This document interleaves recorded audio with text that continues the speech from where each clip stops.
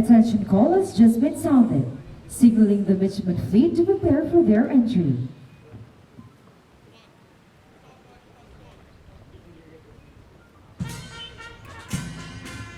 As the band sounds the adjutant's call, you shall witness the midshipman fleet of the Maritime Academy of Asia and Pacific, marching to the cadence of Martial II.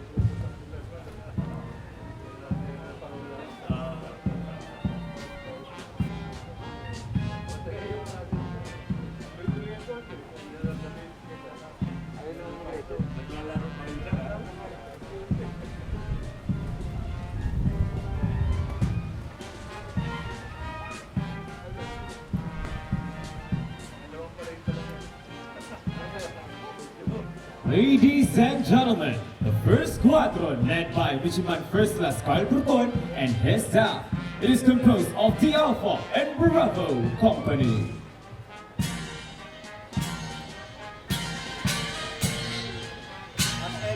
The Alpha Company is led by Midshipman First Class John Vicente Jr. and his staff. The Alpha Company is composed of 3 platoons of young and clever midshipmen from different parts of the archipelago. They are called the Admirals because they lead, they think, and they speak like one. As the leading company of the fleet, the Alpha is always prepared for any eventuality. It would be unusual to see a member of this company not prepared. They always have something to show in any event. The Alpha Company is marked by a very strong bond between its members.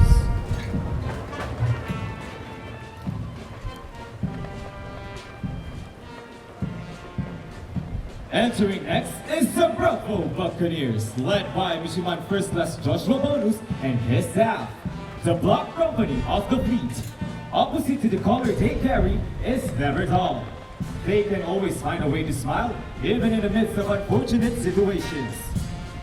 Their sense of humor never runs out, and their indomitable company spirit has bonded these young men and women with the strong chains of camaraderie. The Bravo Company is truly a home for midshipmen known for their patience and iron will to go on.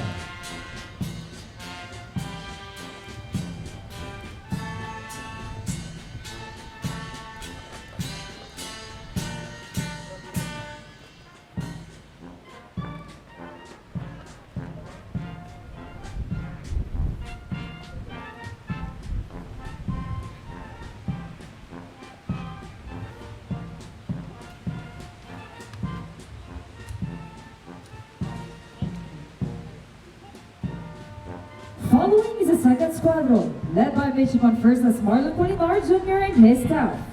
The second squadron is composed of the Charlie and the Delta Company. The Charlie Company is commanded by Midshipman First Class Archibald Ramos and his staff. This company is carrying the yellow color, but they could not be called that way, for this troop is composed of aggressive individuals who never run away from any challenge. They're always willing to prove and make their way in any competition.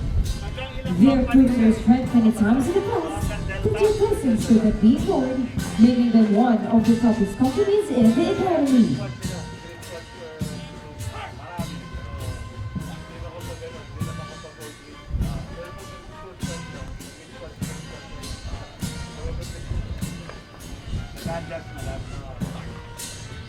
Entering now is the Delta Company, under the command of Midshipman First Class Anthony Pagalion and his staff. Delta carries white as its company color. The Delta Dukes have made their name in different areas of excellence in the academy, making them one of the third companies in the field of competition. To gain victory with the purest of intention is the company's philosophy. A Delta Duke will always be a Duke. Like diamonds, one must undergo tests of strength, tempered through the furnace and pressure in order to become one.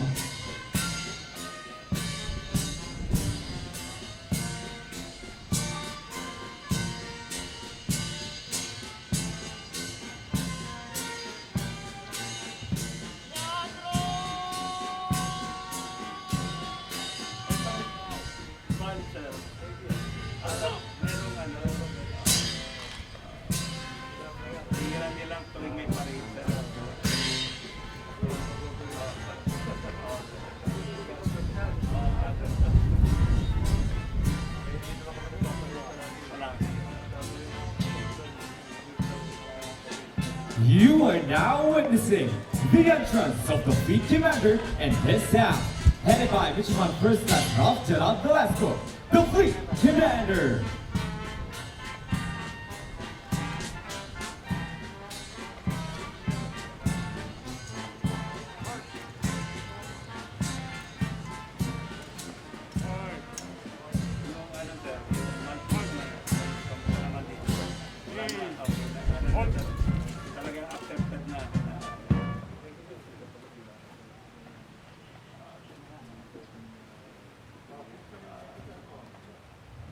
Please direct your attention to the right side of the parade ground as you will now witness the entry of the class of 2025.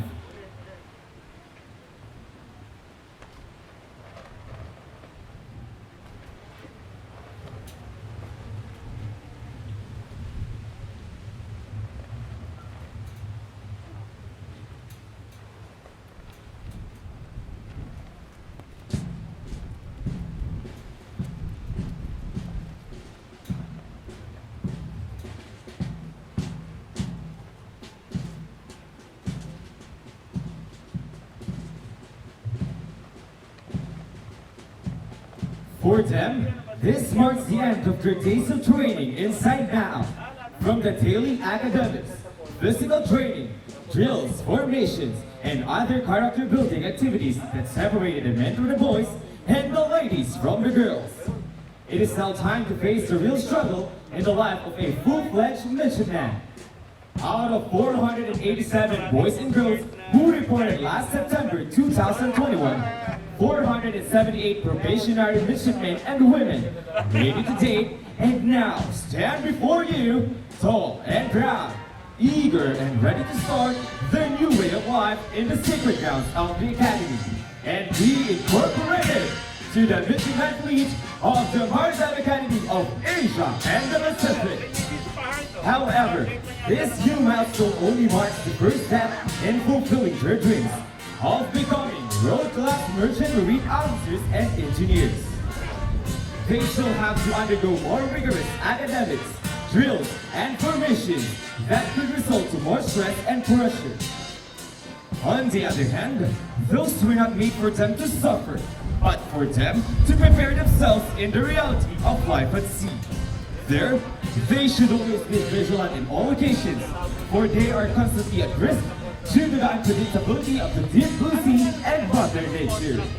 And for that reason, the Maritime Academy of Asia and the Pacific welcomes these young men and women and pledges its full support for the accomplishment of not only their dreams, but ours as well.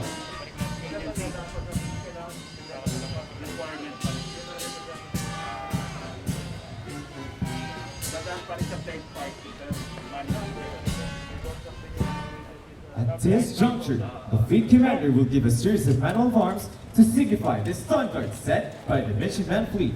Likewise, the executive officer of the 2nd Squadron will command the class of 2025 to perform manual of arms to signify that they have earned the right to be incorporated to the midshipman fleet of the Maritime Academy of Asia and the Pacific. Prepare for final of arms!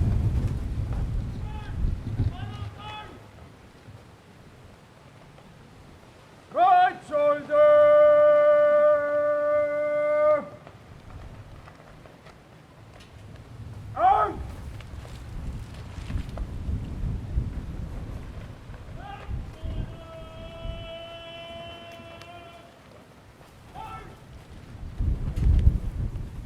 by shoulder arms.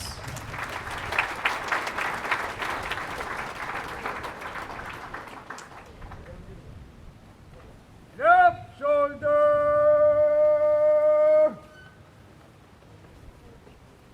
On.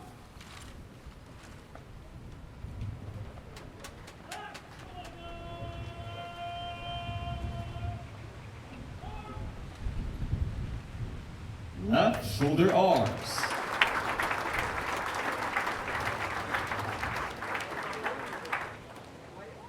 Forward.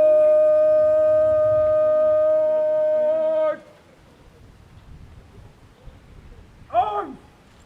So ngayon pa lang sila sir i-incorporate sa mga companies. Kaya madali. Port arms.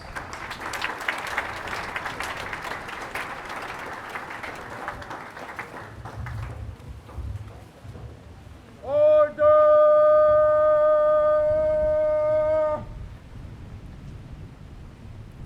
On.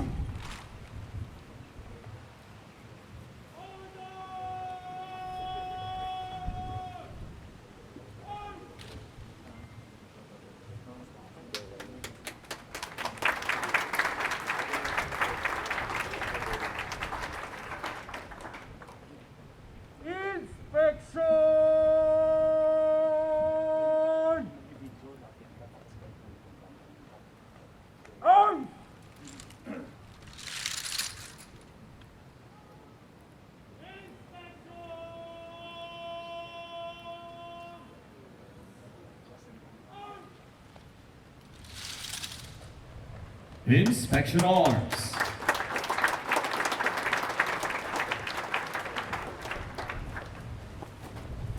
Forward.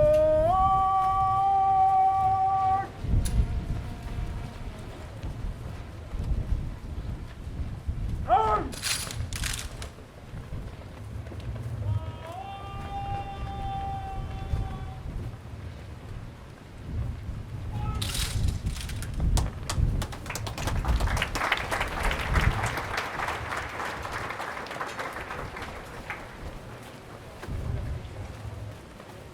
Order.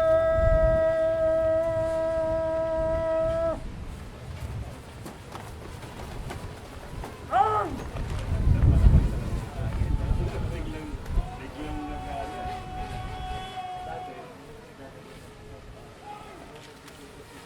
And order arms. At this point, we shall proceed with the donning of shoulder boards and pinning of class pins, emphasizing another step closer of becoming full-fledged midshipmen of the Academy.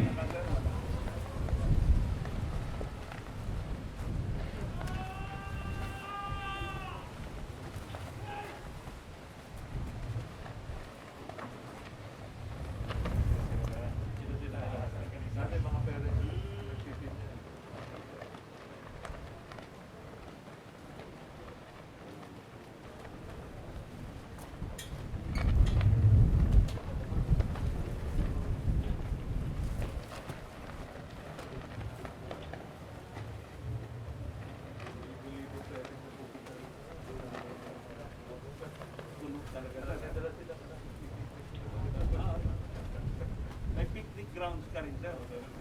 Oh, may nakita ko na Charlie Forest, mga ano sir.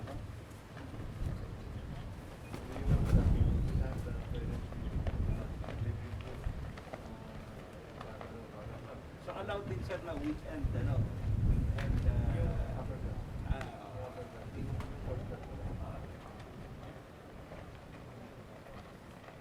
mga weekend visitors.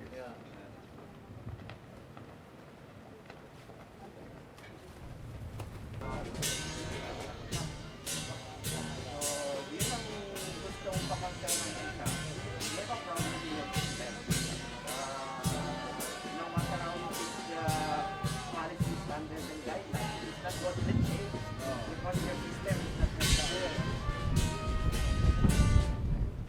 Ano talaga yan? May we request our guest of honor, Admiral Leopoldo Villaroya, Philippine Coast Guard, Commander, Philippine Coast Guard, to lead the class of 2025 in taking their oath.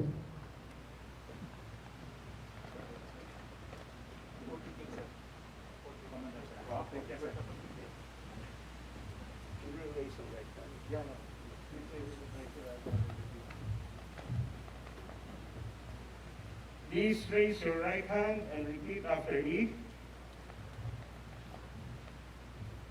I state your name. After having been accepted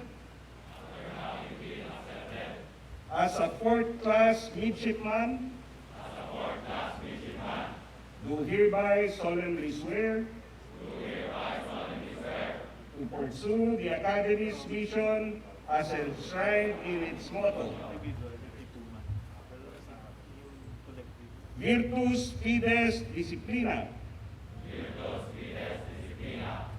that I will faithfully abide by and adhere to all Academy's regulations and perform to the best of my ability the duties and responsibilities of a midshipman. That I will always conduct myself with pride, honor, and dignity. To respect my superiors and demonstrate courtesy at all times. That I will live in a midshipman's life with moral responsiveness, personal and professional maturity, confidence in myself, and an abiding faith in God. That I am imposing these obligations upon myself voluntarily, without mental reservation, nor purpose of evasion. So help me God.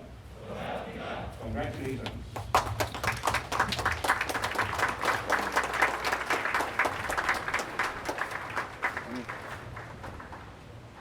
We shall now proceed to the pledge to the honor code by the class of 2025 to be led by Honor Committee Chairman, First Class Mark Labuto.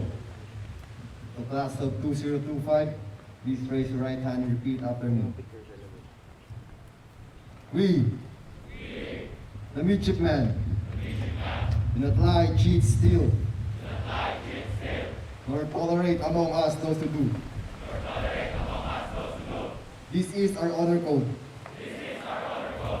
We pledge allegiance to this code of conduct during the entire span of our education in Maritime Academy of Asia and the Pacific. We shall abide by the ideals it represents, and we shall live by its guiding rules. As we serve in maritime industry, as honorable officers and gentlemen, so help me God. The Executive Officer of the 2nd Squadron will report to the Fleet Commander that the class of 2025 is ready to be incorporated to the Midshipman Fleet.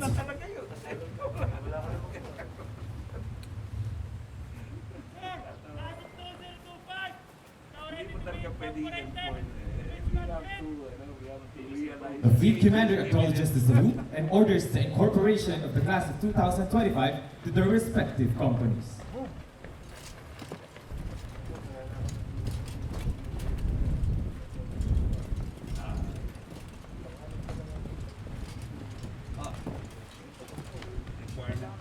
International landing.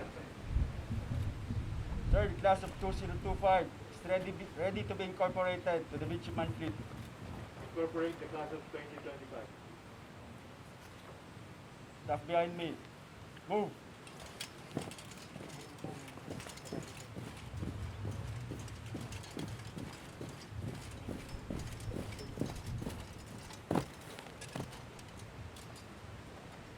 Incorporate the class of 2025 to the midshipman fleet.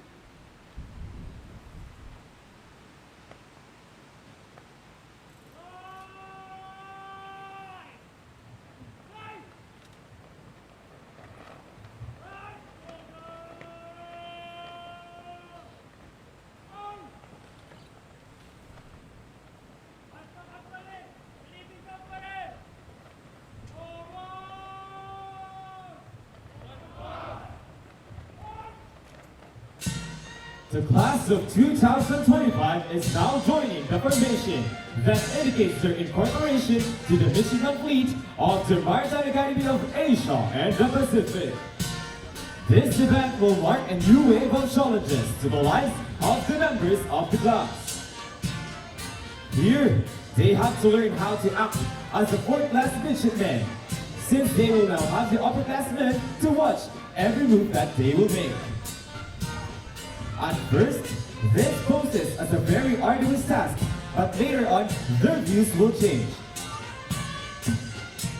Because from here onwards, they will be taught about the values and the principles that the midshipman fleet upholds. And once they have internalized it all, they will realize how vital it is for the accomplishment of their dreams to become successful seafarers that could rule the seven seas.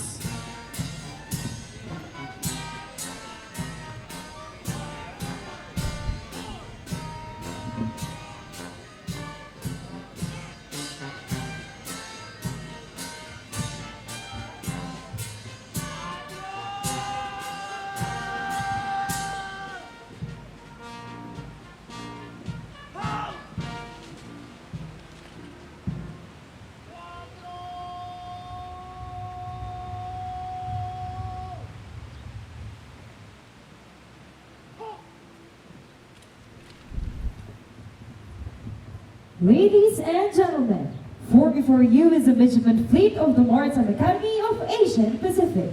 Let us give them a warm round of applause.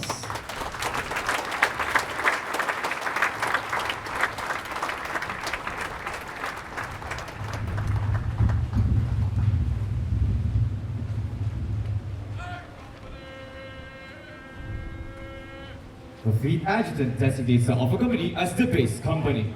In a brisk manner called the adjutant's truck, the fleet adjutant positions himself midway between the fleet and the fleet commander.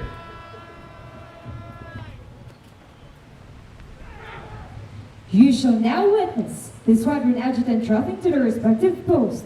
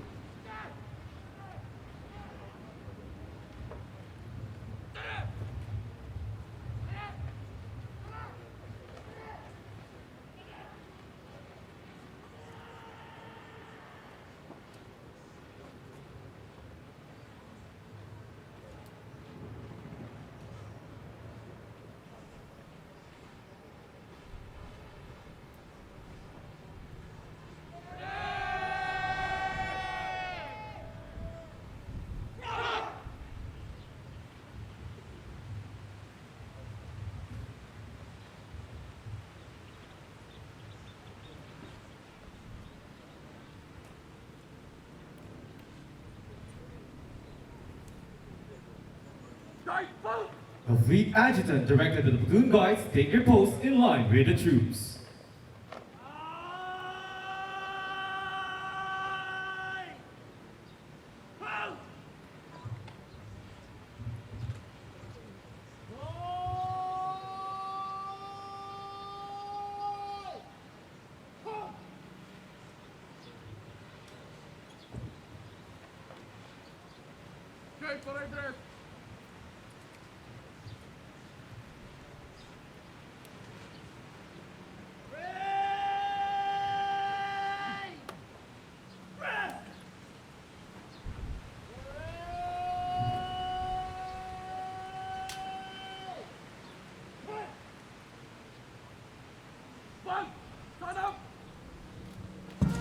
Parade rest was ordered to bring the troops to unease as they listened to the martial tune.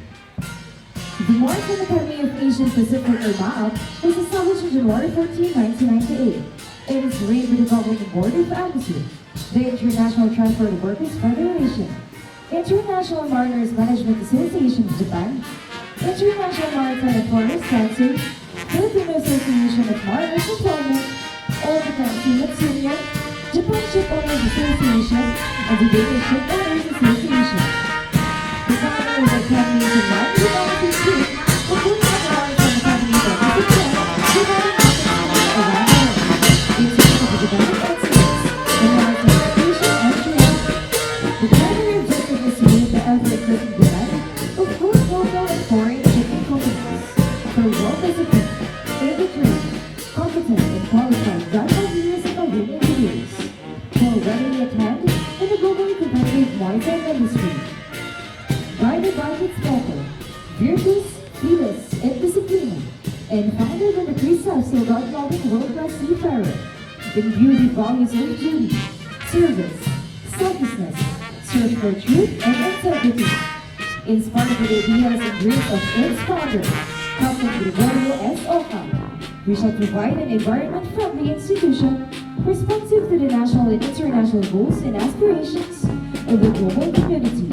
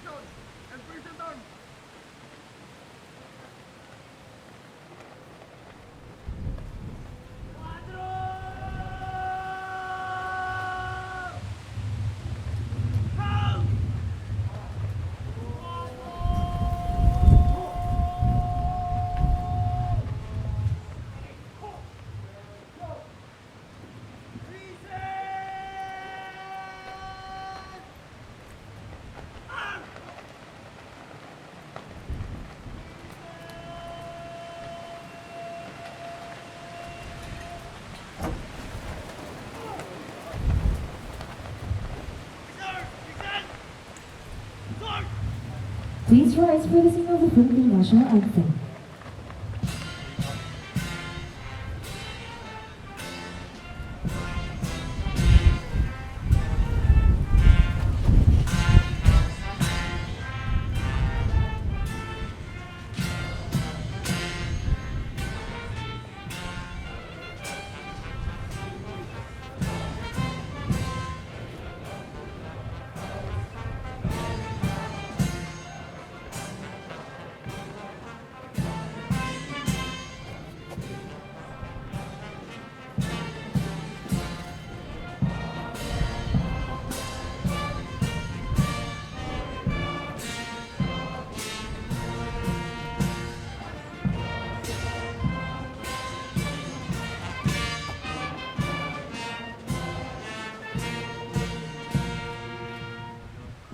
Thank you. You may now take your seats.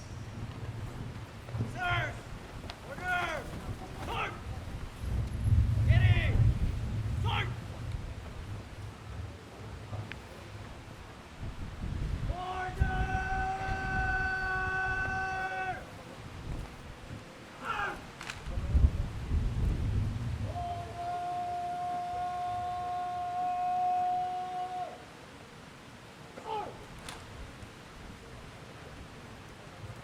The fleet adjutant reports to the fleet commander that the fleet is formed.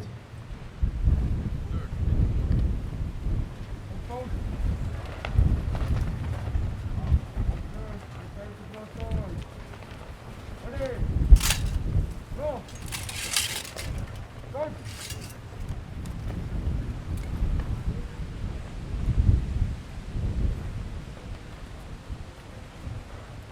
Prepare! Magmano of arms! The fleet commander ordered the troops to prepare for manual of arms. Right shoulder!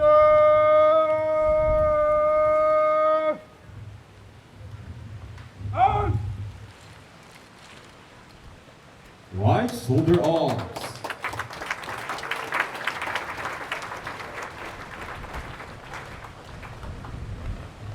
Left shoulder!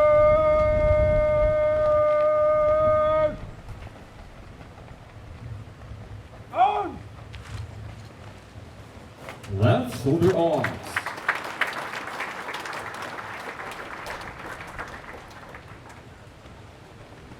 Forward!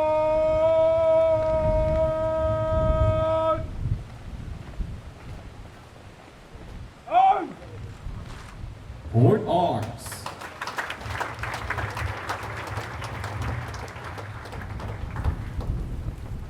Order!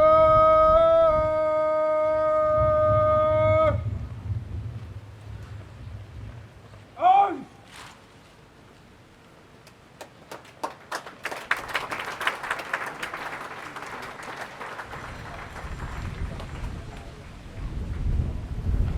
Inspection!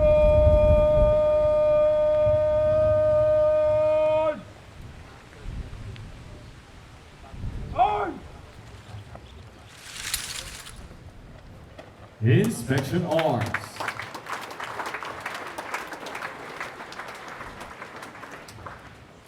Forward!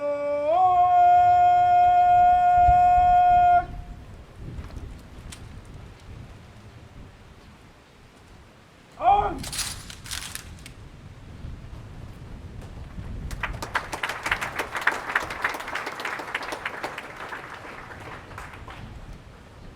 Order!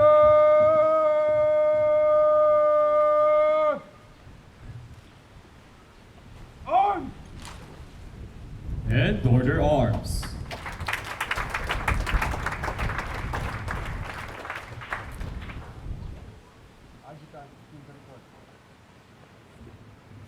The fleet commander orders the fleet adjutant to account for the completeness of the troops.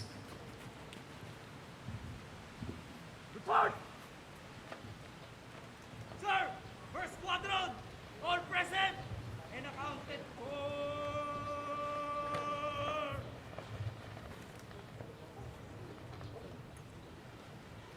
Sir! Second squadron! All present and accounted for!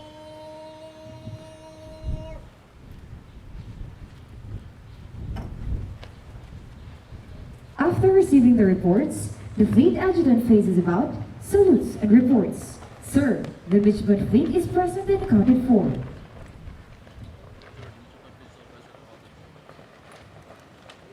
Publish the orders of the day.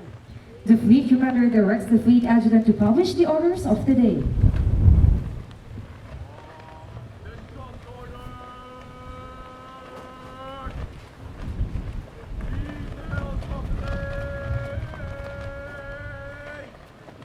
Order today! One quartermaster, first third class, one Albert, one Talibano! By order of Commander Kando!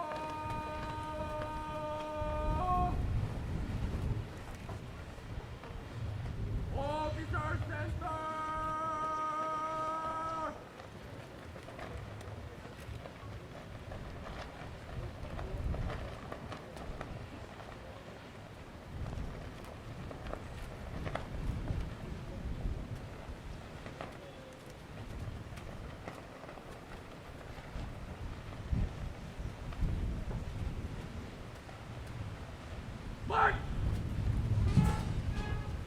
accomplishing the orders, the fleet adjutant gives the command, officers center march. He then takes his place with the fleet staff as officers move forward to get instructions from the fleet commander.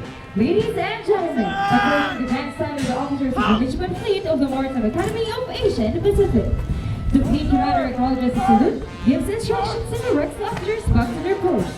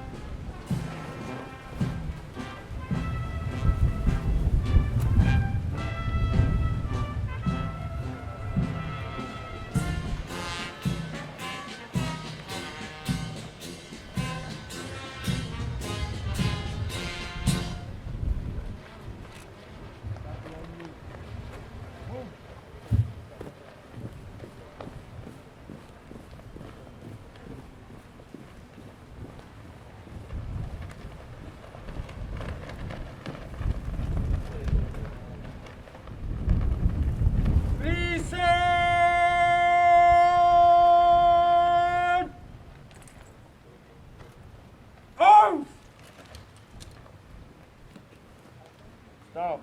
Present. Swords. The fleet commander has brought the fleet to present arms to present the troops to our guests of honor. May we request everyone to please rise for the presentation and honors.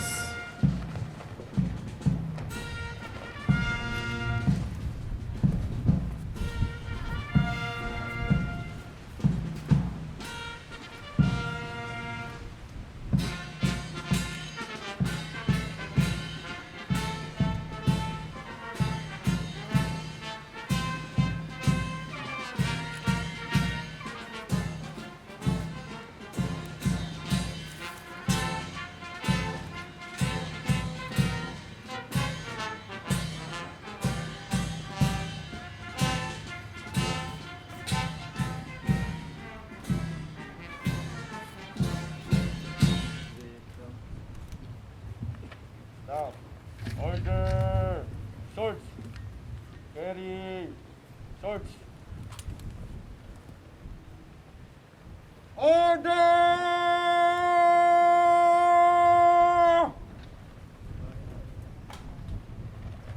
Arms!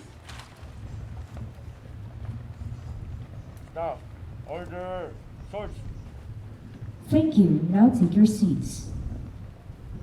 Vice Admiral Eduardo Mar Santos, Armed Forces of the Philippines retired, will now render his welcome remarks and subsequently introduce our guest of honor.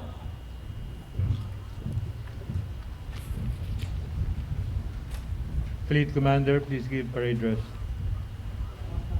Stop. Order. Ready. Swords.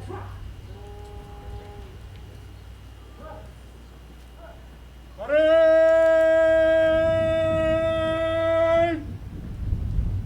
Halt! Stop. Parade. Rest. Thank you. Our guest of honor, whom I shall formally introduce later, Mrs. Laroya, our Vice President, Engineer Felix Oka, Commodore Nimrod Enriquez of the Philippine Coast Guard.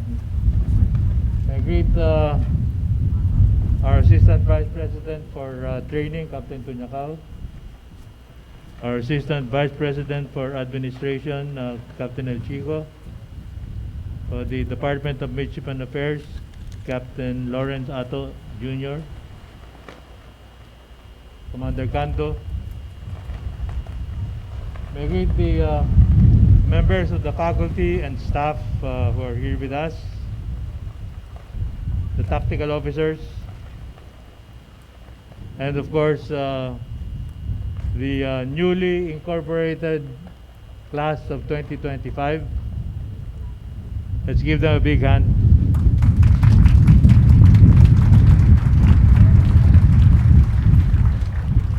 Thank you.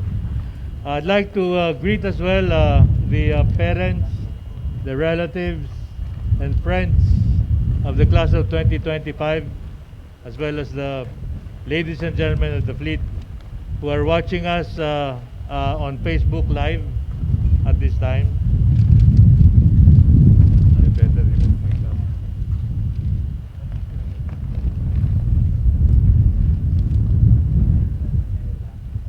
I have to remove my cap so that I can sympathize with the fleet commander who has also no cap.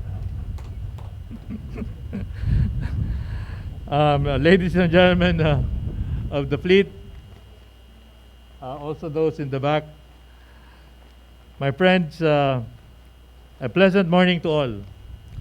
First of all, let me commend the members of Class 2025 whose incorporation to the fleet we celebrate today.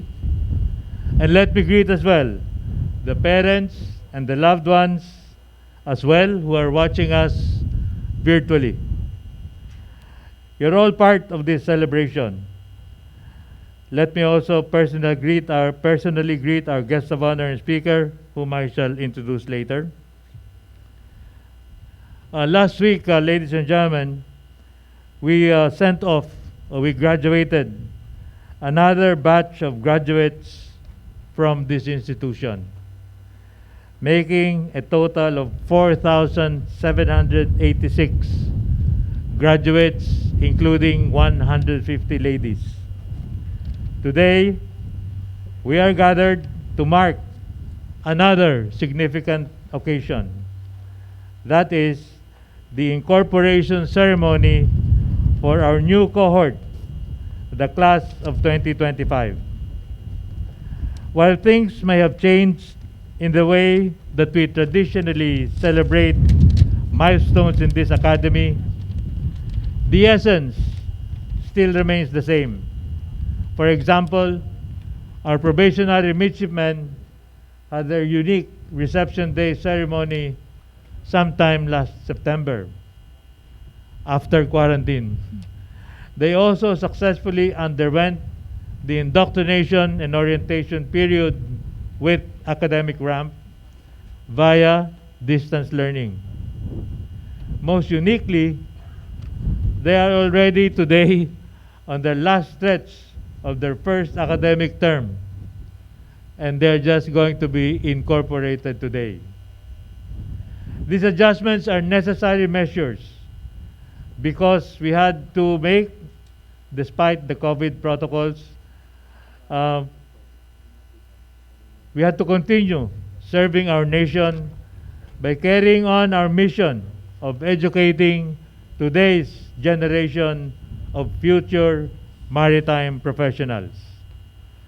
The class of 2025 numbers 477, 17 of whom are ladies. 74% of the class is between 18 and 19 years old.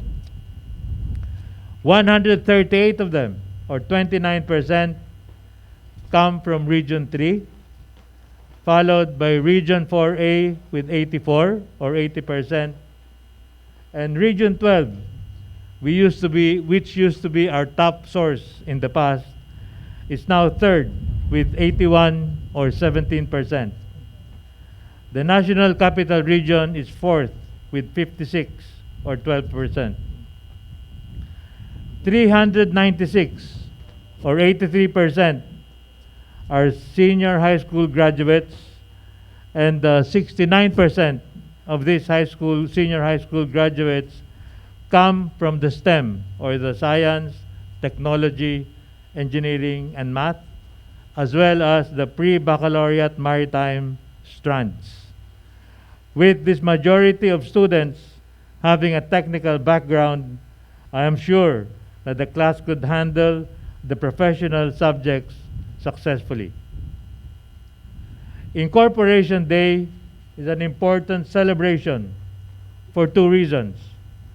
One, it symbolizes the acceptance of each individual member of the class into their smaller family units within the midshipman fleet.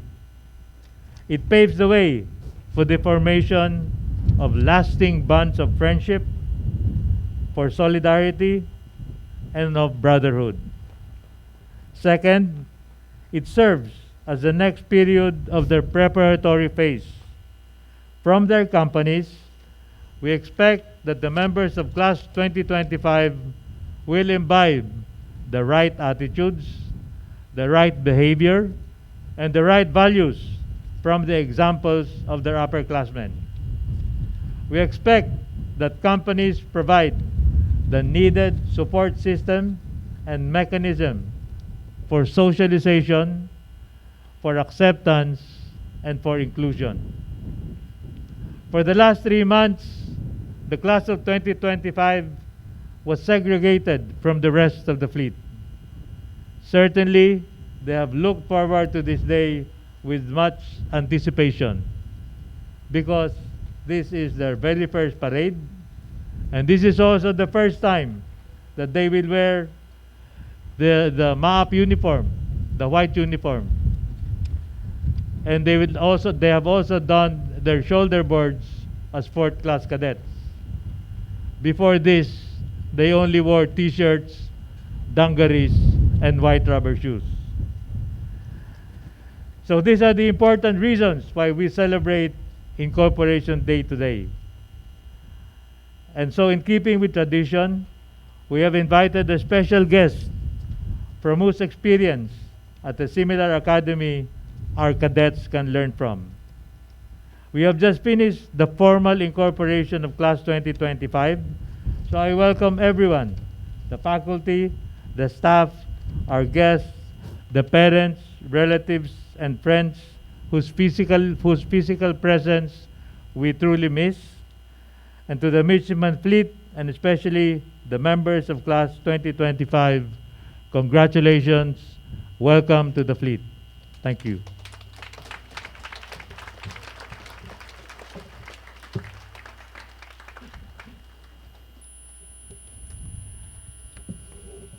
I shall now go to my more pleasant task.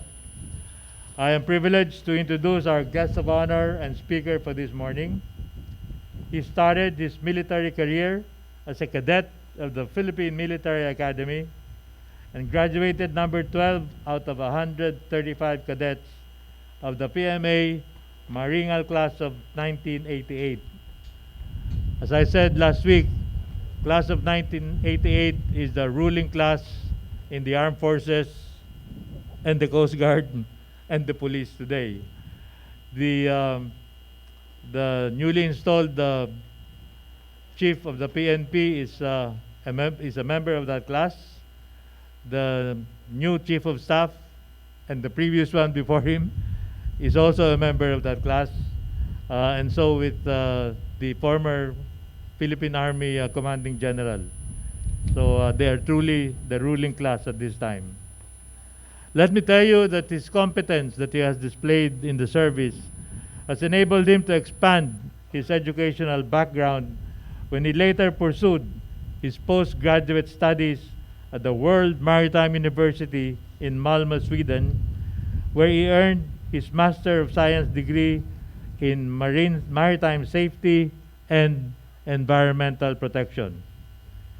Prior to his appointment as the Commandant of the Philippine Coast Guard, our guest of honor was entrusted with major positions of responsibility, such as the Philippine Coast Guard Deputy Commandant for Operations, the Commander, Maritime Safety Services Command, the Commander, Coast Guard Education and Training Command, the Commander, Maritime Safety and Law Enforcement Command, the Commander, Coast Guard District, Western Visayas, Commander, Coast Guard District, Western Mindanao, Commander, Coast Guard District, Northern Luzon, and Commander, Coast Guard District, Bicol.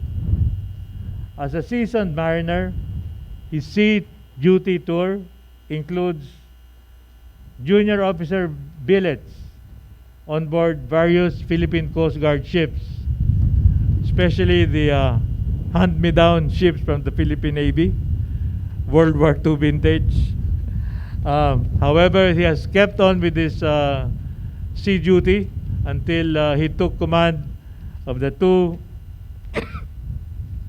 He took command of the two former flagships of the Philippine Coast Guard, the BRP Batangas, SARV 04, and BRP Nueva Vizcaya, SARV 3502. His dedication to service has been reflected through his remarkable achievements and numerous awards received throughout his career. Among the awards are his Coast Guard Legion of Honor, Bronze Cross medals, Outstanding Achievement medals, Superior Achievement medals, Coast Guard Search and Rescue medals, Military Merit medals, and other awards and decorations and commendations. Aside from being an officer and a commander, our guest of honor is a leader, a manager, an environmentalist, a maritime rescuer, a maritime law enforcer, a maritime safety expert, a security and intelligence specialist, an educator, a crisis manager, a strategist, a visionary, a family man, a loving husband, a caring father, and a God-fearing man. As the saying goes, behind the successful man is a supportive woman, and his success is attributed to the support of his lovely and caring ex-girlfriend, who is now his wife, Mrs. Rowena Salomon Laroya. They are blessed with a son, economizing, Lionel Zachary, who's a graduate, a Bachelor of Science, major in Healthcare Administration and Human Resource Management at the University of California in Long Beach, and is currently employed as the Benefits Division of California State University, Long Beach, while pursuing his master's in public administration. On a personal note, let me say that I have not only worked with our guest of honor when the Coast Guard was still under the Navy, but I've also worked with his father in the Safety Organization of the Philippines. So his father, aside from being a constabulary officer, is also a safety practitioner. His father is a Philippine Constabulary General Protasio A. Laroya from Agoo, La Union. See, I still remember. Ladies and gentlemen, I'm indeed proud and very happy to introduce our guest of honor and speaker, one of the finest officers that I have worked with, the Commandant of the Philippine Coast Guard, Admiral Leopoldo Velarde Laroya, Philippine Coast Guard.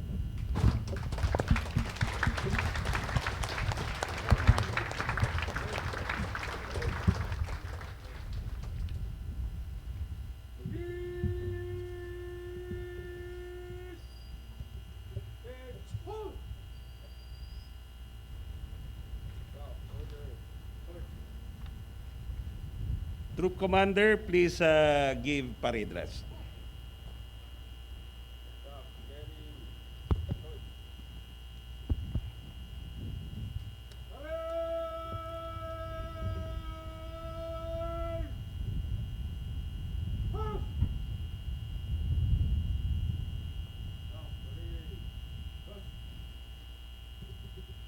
Thank you.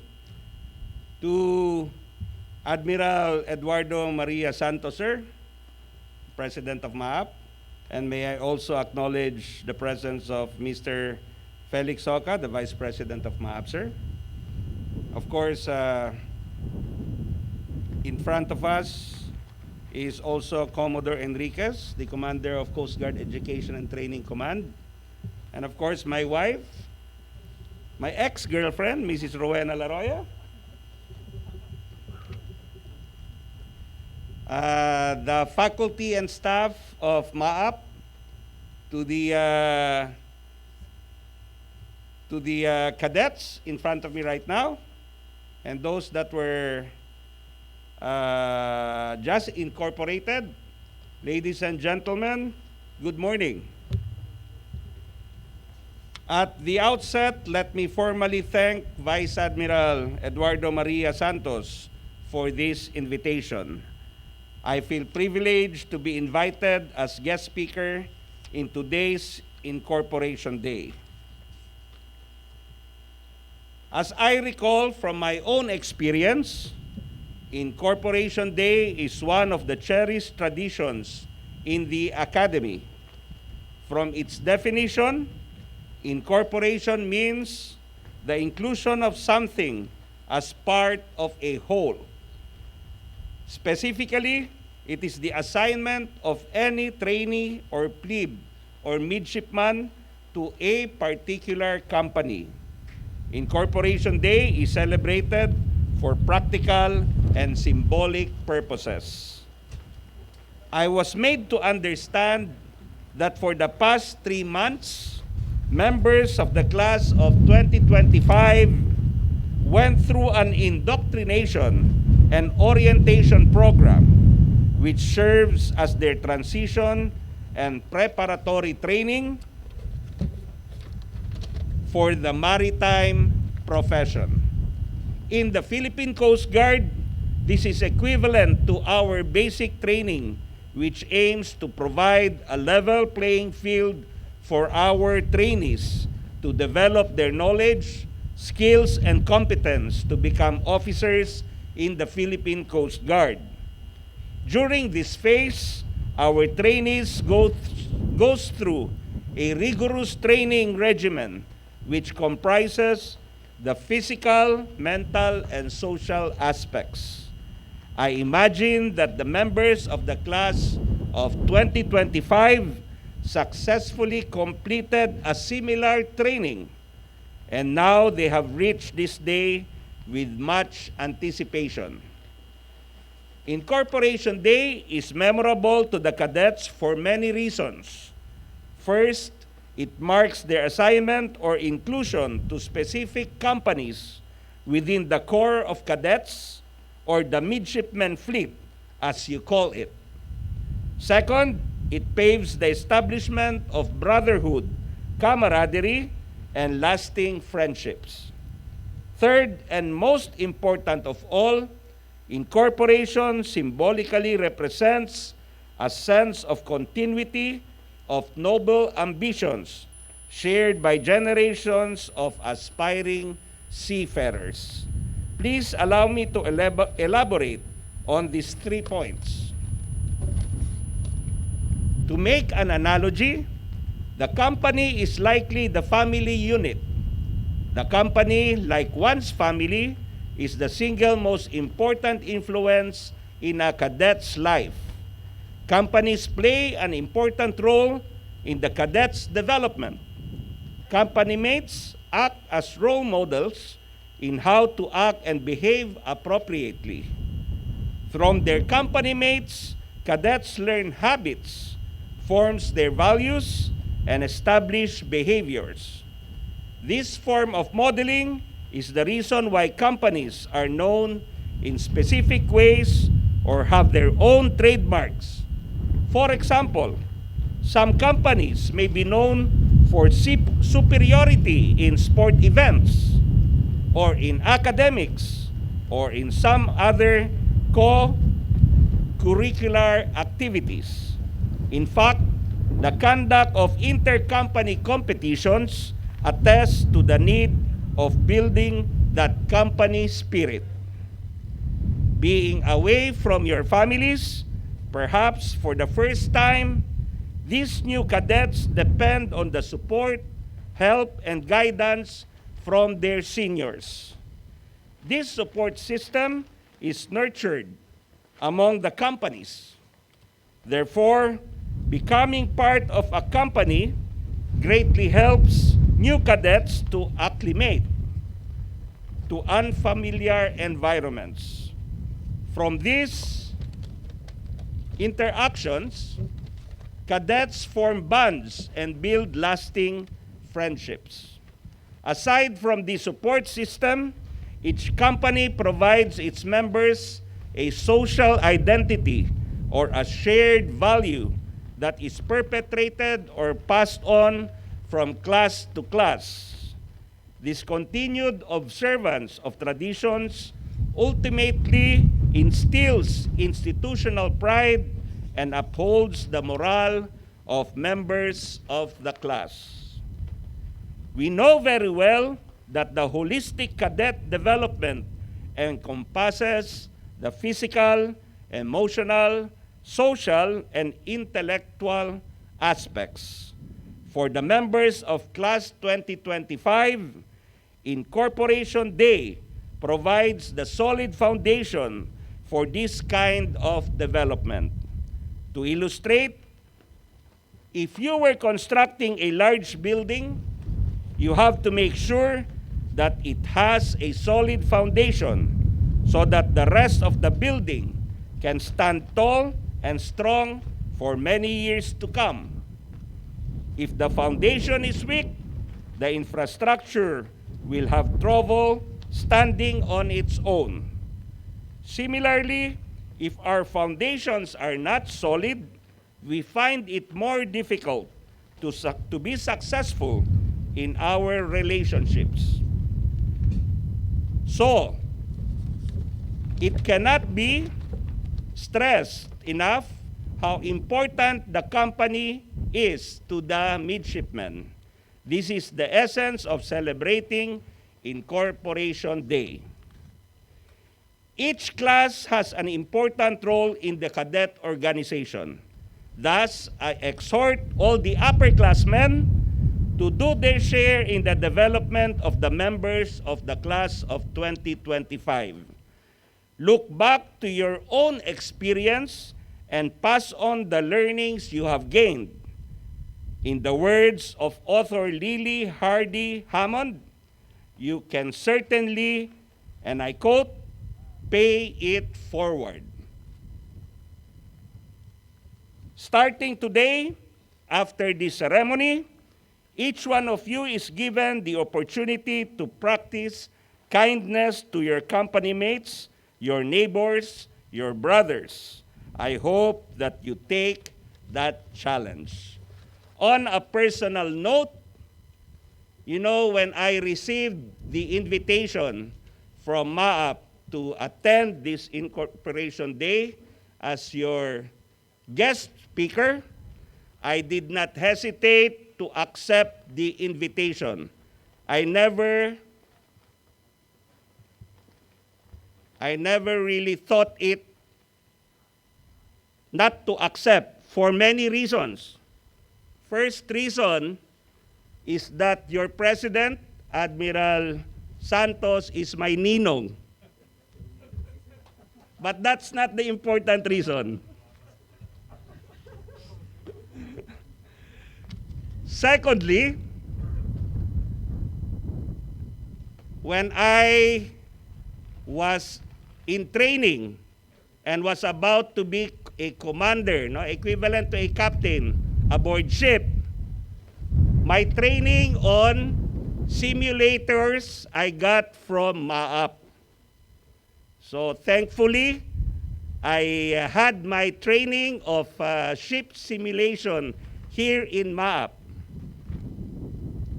But that's not actually the main reason too. The main reason that I accepted immediately this invitation because I believe that MAAP is the premier maritime school in the country. Okay. So much so that you know that MAAP owes it to the leadership of MAAP on why it is a premier maritime school. Of course, without the able leadership from the president of MAAP, Admiral Santos, who is supported by very capable faculty, staff, professors, and trainers at his back. So may I be assured, I am actually assured that you cadets are the premier cadets of a maritime school. For that, definitely, I accepted the invitation to be your guest speaker today.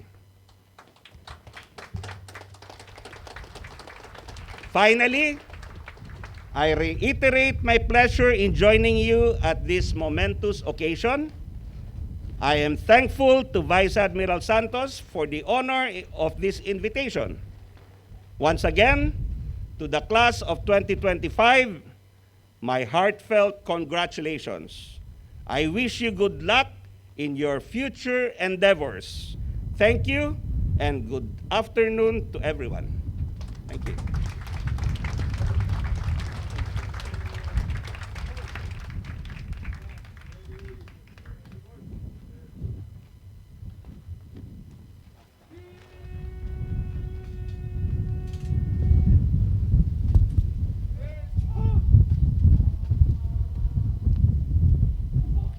We shall now proceed with the presentation of plaque of appreciation to our guest of honor, Admiral Leopoldo Villaroya, Philippine Coast Guard, Commandant, Philippine Coast Guard. Plaque of appreciation is presented to Admiral Leopoldo Villaroya, Philippine Coast Guard, Commandant, Philippine Coast Guard, in grateful appreciation of his invaluable support to the Maritime Academy of Asia and the Pacific as guest of honor and speaker during the Incorporation ceremony of Class 2025. Given this 10th day of December 2021 at the Maritime Academy of Asia and the Pacific, can I appoint Alas Asin Mariveles Bataan, signed Vice Admiral Eduardo Mar Santos, Armed Forces of the Philippines retired, President, Maritime Academy of Asia and the Pacific. Likewise, a memento is presented to our guest of honor. The anchor and steering wheel symbolize the stalwart leadership and inspiring direction of your stewardship of Philippine Coast Guard as commanded that is born out of discipline, diligence, and personal integrity. As one of the DOTR's pillars of leadership, this memento is presented to Admiral Leopoldo Villaroya, Philippine Coast Guard, during his official visit to the Maritime Academy of Asia and the Pacific as guest of honor and speaker at the Incorporation ceremony of Class 2025. Given this 10th day of December 2021 at the Maritime Academy of Asia and the Pacific, may appoint Alas Asin Mariveles Bataan. Signed, Vice Admiral Eduardo Mar Santos, Armed Forces of the Philippines retired, President, Maritime Academy of Asia and the Pacific. Likewise, Vice Admiral Eduardo Mar Santos, Armed Forces of the Philippines retired, will present a gift to the beloved wife of our guest of honor, Mrs. Rowena Laroya, to commemorate her visit at the Maritime Academy of Asia and the Pacific.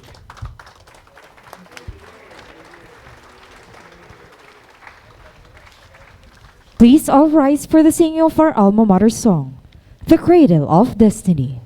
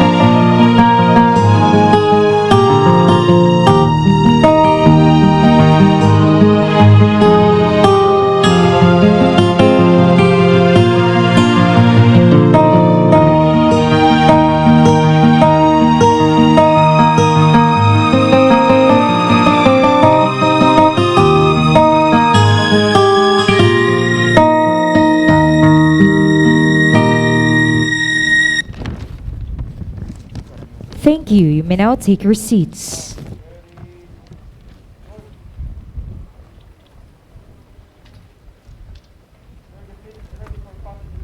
The fleet commander has reported that the fleet is now ready for pass and review.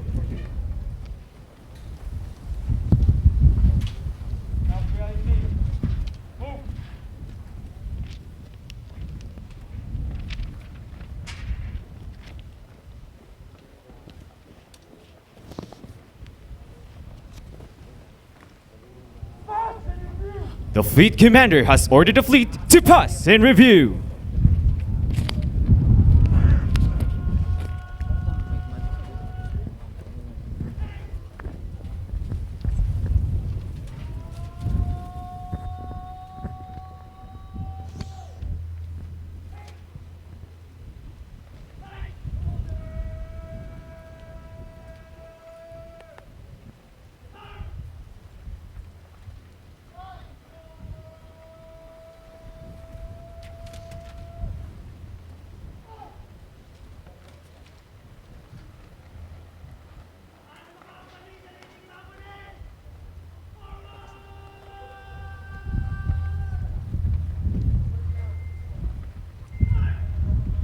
As the band plays march music, the fleet, led by the fleet commander, will pass in review before our guest of honor.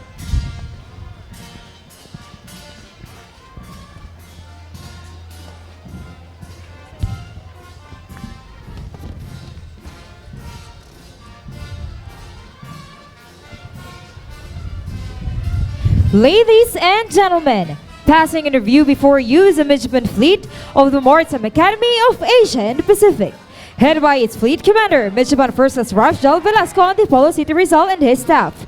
First Class John Lorica, General Sada City. First Class Walter Bustillos, Ilocos Sur. First Class Mark Romera, Cavite. First Class Carl Reyes, Manila. First Class Dave Magallanes, Davao City. First Class Leonard Santos, Tarlac. First Class JV Burgos, Quezon City. The Naval Education and Training Command bound under the baton of Petty Officer First Class Mario Almario. First Squadron Commander, Midshipman First Class Carl Purgon Rizal, and his staff, Midshipman First Class Jory Chris Ang, Navota City. First Class Jeff Alcuja, General Santos City. First Class Jose Villaferte, Parañaque. Second Class Paul Lagman, Bataan. Second Class Mark Lubag, Cavite.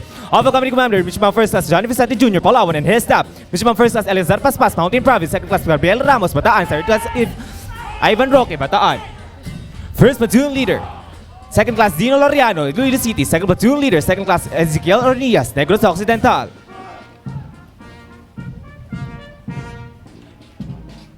Third Platoon Leader, Second Class Joshua Villanueva, Negros Occidental. Bravo Company Commander, Midshipman First Class Joshua Bonus, Navotas, and his staff. Midshipman First Class Ariel Baroro, Zamboanga, Sibugay. Second Class Christian Camain, Camarines Sur. Second Class Mark Daniela, Cavite. First Platoon Leader, Second Class Braille Ibarra, Bohol.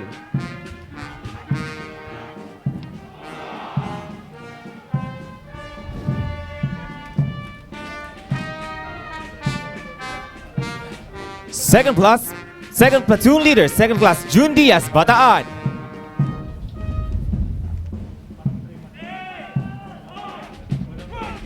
Third Platoon Leader, Second Class Paul Supeda, Iloilo.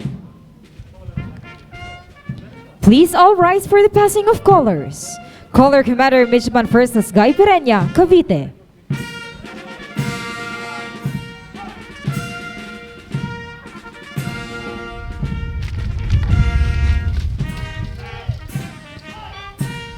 Thank you. You may now take your seats. Second Squadron Commander, Midshipman First Class Marlon Polinard, Junior Agusan del Sur, and his staff. Midshipman First Class Christopher Lumapas, Quezon City.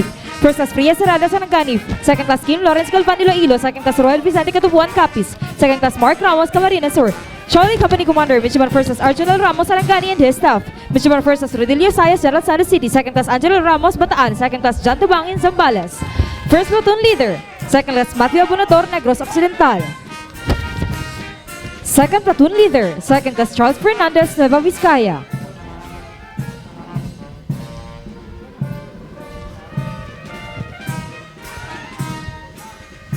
Third Platoon Leader, Second Class Ryan Sanas, Laguna.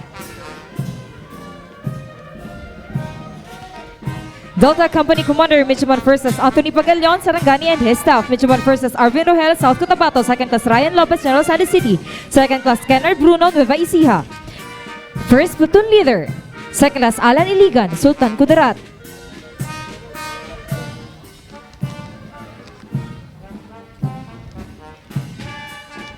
Second Platoon Leader, 2nd Class Rayo Abisamis, Bataan.